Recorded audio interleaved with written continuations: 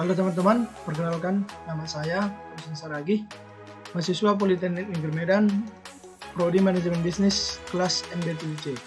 Pada kesempatan kali ini, saya akan membawakan materi tentang tutorial Smart PLS, Outer Model dan Inner Model. Nah, yang pertama, evaluation of measure model dibagi atas dua, yaitu uji validitas dan reliabilitas. Yang pertama, uji validitas. Uji validitas dibagi kembali menjadi dua, yaitu yang pertama convergent validity dan discriminant validity. Convergent validity dibagi lagi menjadi dua, yaitu loading factor dan average variance extract atau AVE. Dan discriminant validity dibagi menjadi dua, Fornell-Laker dan cross loading. Dan uji reliabilitas dibagi menjadi dua, composite reliability dan Cronbach's alpha. Nah, selanjutnya evaluation of structural model atau inner model terbagi menjadi R-square, coefficient jalur, test statistic atau bootstrapping, predictive relevant, dan model fit. Nah, langsung saja untuk membahas uji validitas dan reliabilitas atau uji outer model pada Smart PLS, kita harus mempunyai studi kasus. Di sini saya sudah mempunyai studi kasus, yaitu pengaruh brand dan harga dalam meningkatkan penjualan di perusahaan XYZ melalui promosi sebagai variabel intervening. Nah, sebelumnya teman-teman harus sudah memiliki data di Excel berupa hasil dari responden. Nah, di sini saya sudah memiliki data saya, yaitu hasil dari responden saya. Dan di Excel ini kita harus menyimpan dalam bentuk CSV. Teman-teman dapat menyimpan di file teman-teman sendiri, yaitu dalam bentuk CSV atau dalam kurung koma delimit. Nah, namanya save.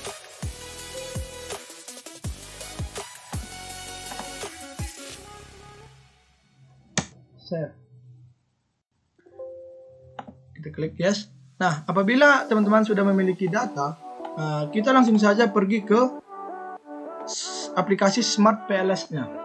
Nah, pada aplikasi Smart PLS, untuk memasukkan data hasil responden kita tersebut, kita dapat mengklik New Project. New Project, kita membuat nama project kita tersebut. Contoh, Project 1. Enter. Nah, untuk memasukkan file kita tersebut yang tadi, kita dapat mengklik double klik to import data.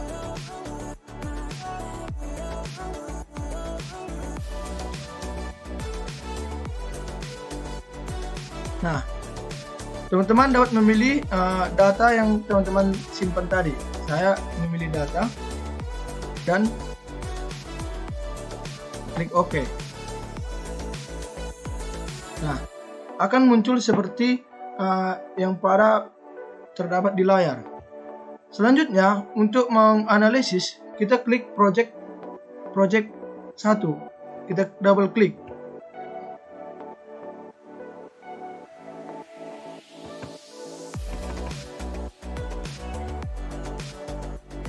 Nah, maka akan muncul indikator-indikator yang pada Excel kita tersebut seperti ini di tampilan SPSS-nya. Nah, selanjutnya kita akan membuat latent variable pada halaman kerja yang disediakan oleh aplikasi Smart PLS dengan cara mengklik indikator per indikator. Yang pertama, indikator BR atau brand. Kita dapat memblok yang tiga ini dengan klik BR1, lalu tekan shift, lalu klik BR3, lalu drag ke halaman kerja. Nah, selanjutnya sama, kita memindahkan semua ke halaman kerja. PN4 atau penjualan, klik shift, tekan, lalu PS5 atau promosi, klik. Ya. Nah, pada halaman kerja kita dapat merapikannya dengan ini. Kita klik ini, pindahkan. Nah, selanjutnya kita dapat memberikan atau mengubah nama. Ini latent variable 1, latent variable 2. Kita ganti namanya sesuai dengan nama indikator kita. Kita klik, lalu klik kanan, lalu rename, lalu kita buat nama sesuai data kita. Yang pertama itu brand atau X1. Kita klik OK. Klik kanan.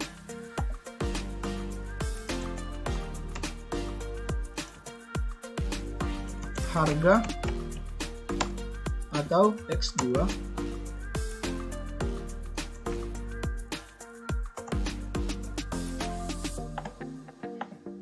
Klik kanan, rename. Jadi kita semua mengubah namanya sesuai data kita. Penjualan atau Y.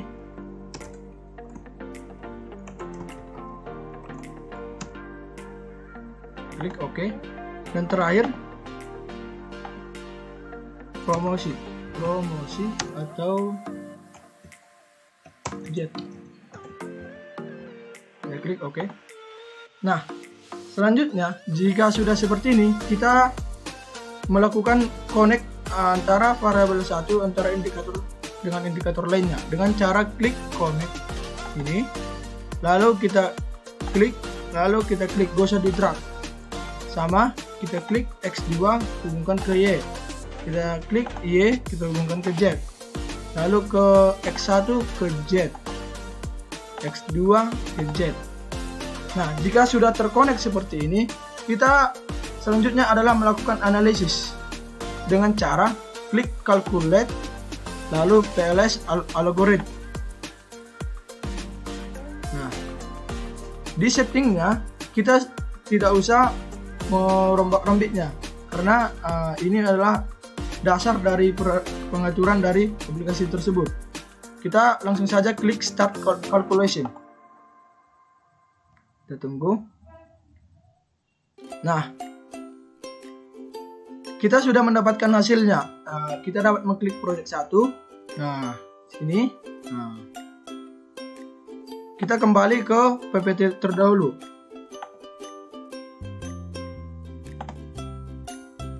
Yang pertama kan uji validitas. Yang pertama yang kita bahas adalah uji model pengukuran atau outer model.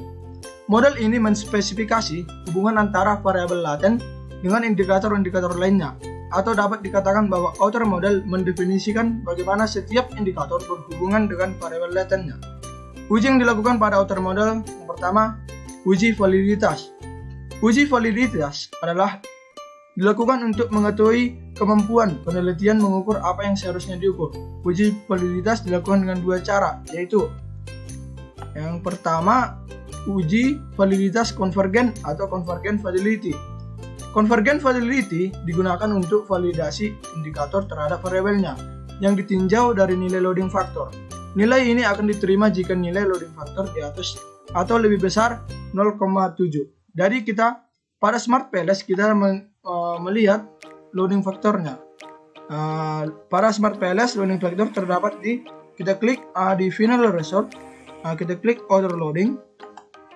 Nah, ini adalah hasil dari loading factor dari setiap indikator-indikator. Sebelumnya kan dikatakan jika syarat memenuhi loading factor tersebut dikatakan valid, yaitu 0,7.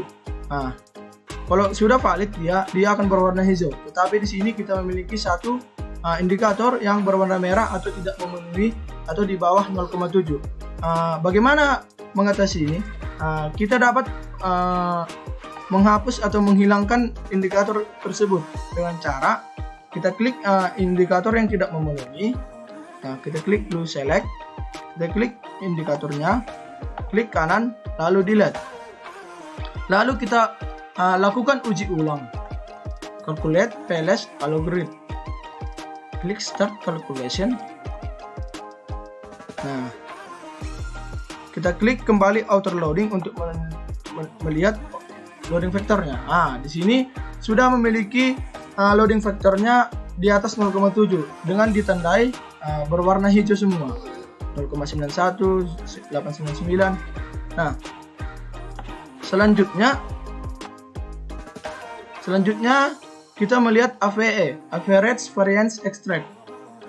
Dengan cara di aplikasi Smart Palace, AVE dapat dilihat di Construct Reliability dan Validity. Nah, di sini AVE. Nah, kita lihat terlebih dahulu di PPT. Pemeriksaan terakhir dari Convergent Validity ialah dengan melihat nilai AVE. Indikator dianggap memiliki Convergent Validity yang baik adalah apabila dengan memiliki nilai AVE lebih dari 0,5. Nilai akhir AVE dapat dilihat pada tabel di bawah. Sebelumnya kita lihat di Smart Palace, yang termasuk AVE itu adalah ini. Jadi syaratnya adalah di atas 0,5. Jadi jika sudah di atas 0,5 dia akan berwarna hijau. Seperti ini. Nah, berdasarkan tabel di atas, diketahui bahwa nilai AVE dan setiap variabel adalah lebih besar dari 0,5, sehingga dapat disimpulkan bahwa variabel dan indikator yang digunakan adalah valid. Selanjutnya, kita akan menganalisis uji validitas diskriminan. Pemeriksaan diskriminan validity dilakukan dengan meninjau nilai cross-loading indikator dan hasil Fornal-Laker criterion. Diskriminan validity dinyatakan baik bila indikator berkorelasi lebih tinggi kepada variabelnya daripada variabel lainnya. Nah, kita akan mencek atau menganalisis nilai cross-loading indikator dan hasil Fornal-Lakernya. Yang pertama, nilai cross-loading indikator. Di aplikasi Smart Palace, kita dapat melihat di diskriminan validity. Kita klik cross-loading. Nah, di sini ini adalah hasil dari cross-loading indikator-indikator pada data kita. Kita dapat melihat di PPT. Cross-loading. Metode yang pertama adalah dengan mengukur cross-loading, di mana hasil cross-loading harus menunjukkan bahwa indikator dari tiap konstruk harus mempunyai nilai yang lebih dibanding indikator pada konstruk lainnya. Dapat kita lihat saya sudah menandai dengan warna hijau indikator-indikator tersebut. Nah, pada BR1 atau brand 1 nilai cross-loadingnya yaitu 0,901 dan BR2 0,899, yaitu lebih tinggi daripada nilai dari indikator-indikator lainnya dari X2, Y, Z. Begitu juga dengan HR2 sudah memenuhi atau lebih tinggi daripada indikator-indikator lainnya. Syaratnya kan di mana hasil cross-loading harus menunjukkan bahwa indikator dari tiap konstruk harus mempunyai nilai yang lebih dibanding indikator pada konstruk lainnya. Ini sudah memenuhi nilai yang lebih dibandingkan nilai konstruk lainnya. Nah, selanjutnya kita melihat Fornal-Laker criterion of HTMT. Di aplikasi Palace, kita dapat melihat berada di samping cross-loading, yaitu Fornal-Laker criterion. Nah, kita kembali ke PPT. Metode yang kedua untuk uji berikutnya yaitu Fornal-Laker criterion. Untuk mendapatkan diskriminan validity yang dari suatu model penelitian, maka akar dari AVE pada konstruk harus lebih tinggi dibanding kondisi konstruk dengan variabel laten lainnya. Kita dapat melihat hasilnya di sini. Saya sudah memindahkan ke PPT. Di sini brand memiliki 0900 dan harga 0888 dan penjualan 0958 dan 0818. Nah, pada analisis kita kali ini metode Fornal-Laker criterion of HTMT sudah memenuhi syarat dengan nilai-nilai yang lebih tinggi. Selanjutnya yaitu yang kedua, pada outer model terdapat uji reliabilitas. Menurut Sugiarto dan Situnjuk pada tahun 2006, uji reliabilitas atau reliability adalah pengujian yang menunjukkan apakah suatu instrumen yang digunakan untuk memperoleh informasi dapat dipercaya untuk mengungkap informasi di lapangan sebagai alat pengumpulan data. Uji reliabilitas dalam Palace dapat menggunakan dua metode, yaitu Cronbach's Alpha berfungsi untuk mengukur batas bawah nilai reliabilitas suatu konstruk. Nilai yang diharapkan yaitu lebih besar dari 0,7 untuk semua konstruk. Yang kedua, composite reliability. Mengukur nilai reliabilitas sesungguhnya dari suatu variabel sehingga nilai composite reliability selalu lebih tinggi dibandingkan nilai Cronbach's alpha. Nilai composite reliability harus lebih besar 0,7. Pada aplikasi Smart PLS, kita dapat melihat Cronbach's alpha dan composite reliability-nya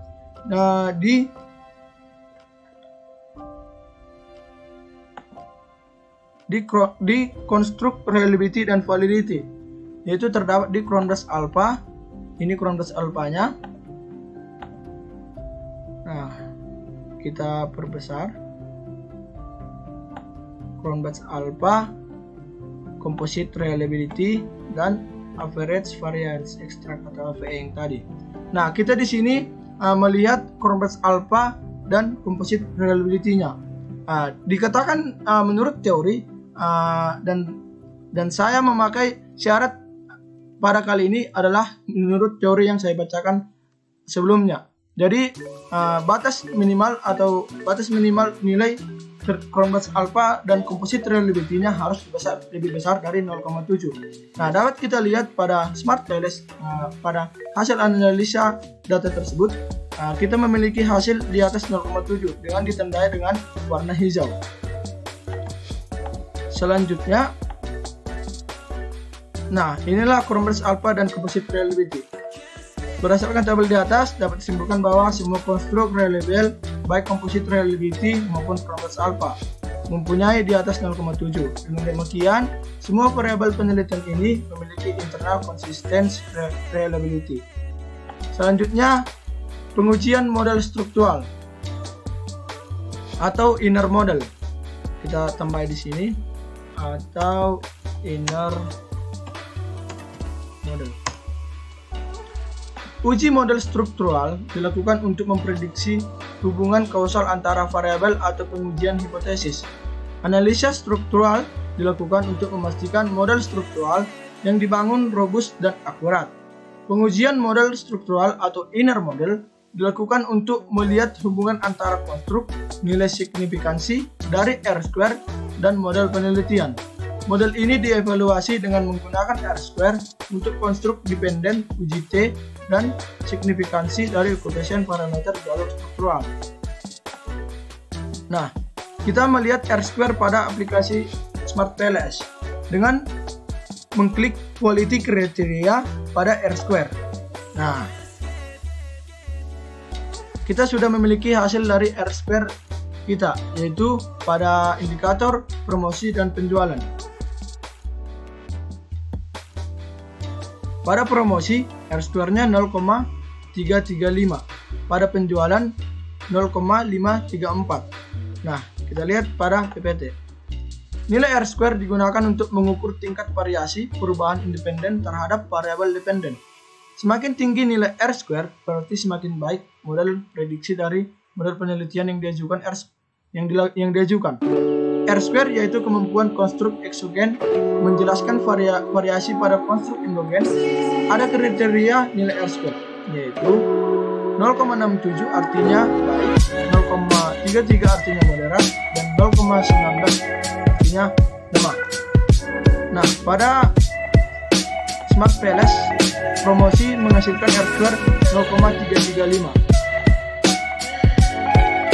Maaf, di sini memiliki kesalahan 0,335 dan penjualan 0,534. Nah, rumusnya hasil R-square dikalikan dengan 100%. Nah, di sini 0,335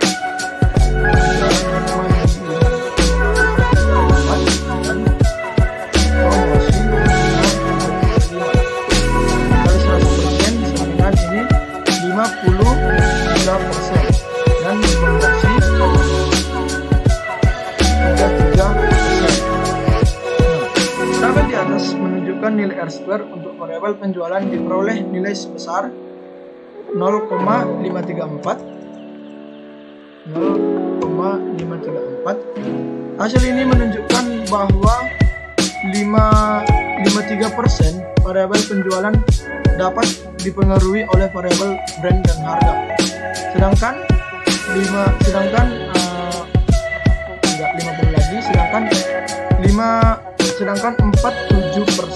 dipengaruhi oleh variabel lain di luar utility. Begitupun untuk promosi, diperoleh nilai sebesar 0,335. Hasil ini menunjukkan bahwa 33% variabel promosi dipengaruhi oleh variabel brand dan harga. Sedangkan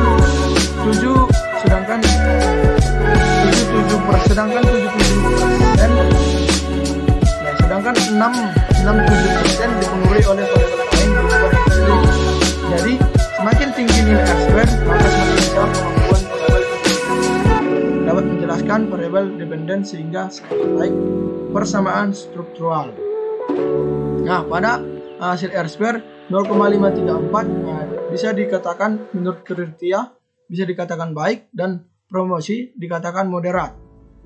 Nah, selanjutnya atau yang terakhir yang perlu kita bahas atau kesimpulannya yaitu uji hipotesis.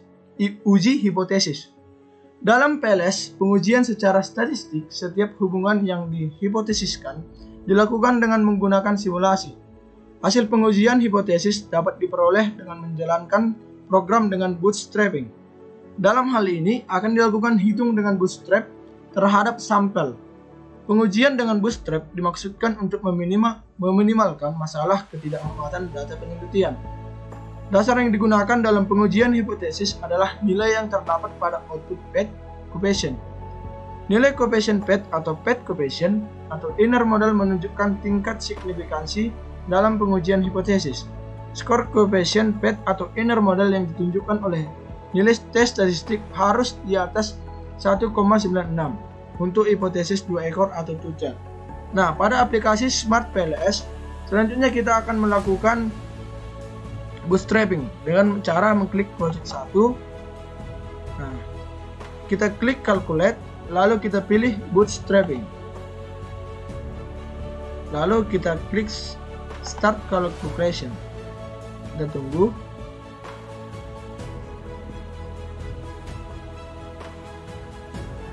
Nah, di sini sudah terdapat hasilnya. Hasil uji hipotesis yaitu brand ke promosi. Ini kita hanya melihat tes statistiknya, yaitu syarat tes statistik adalah 1,96. Nah, yang memenuhi yaitu hanya X1 dan X2, yaitu X1 ke Y dan X2 ke Y. Kita lihat kembali ke PPT. Nah, saya sudah memindahkan hasil bootstrapping di Smart PLS ke PPT. Nah, ini dia. Yang pertama, pengujian hipotesis atau H1 diduga brand berpengaruh positif terhadap penjualan. Hipotesis 1 yang menyatakan bahwa brand berpengaruh positif terhadap penjualan terbukti. Hal ini disebabkan karena hasil pengujian hipotesis 1 yang menunjukkan brand dengan penjualan menunjukkan nilai koefisien jalur sebesar 608. Nah, ini dia. Dan tes statistik 3,619 yang mana nilai lebih besar dari 1,96. Nah, teori sebelumnya kan menyatakan bahwa dikatakan positif, yaitu di atas nilai tes statistiknya di atas 1,96. Dapat kita lihat tes statistik dari brand ke penjualan lebih dari 1,96.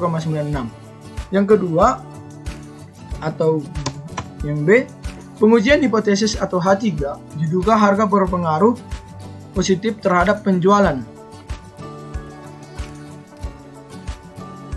Harga berpengaruh positif terhadap penjualan. Hipotesis 3 yang menyatakan bahwa harga berpengaruh positif terhadap penjualan terbukti.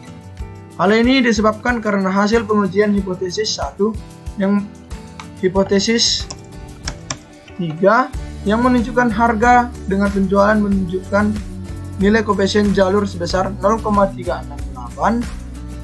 Ini dia koefisien jalur ini 0,368 dan tes statistik 2,203, yang mana nilai lebih besar dari 1,96.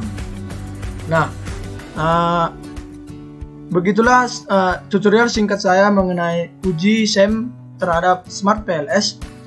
Apabila saya memiliki kata-kata atau apabila memiliki salah, mohon maaf, dan saya akhiri video ini dengan mengucapkan terima kasih.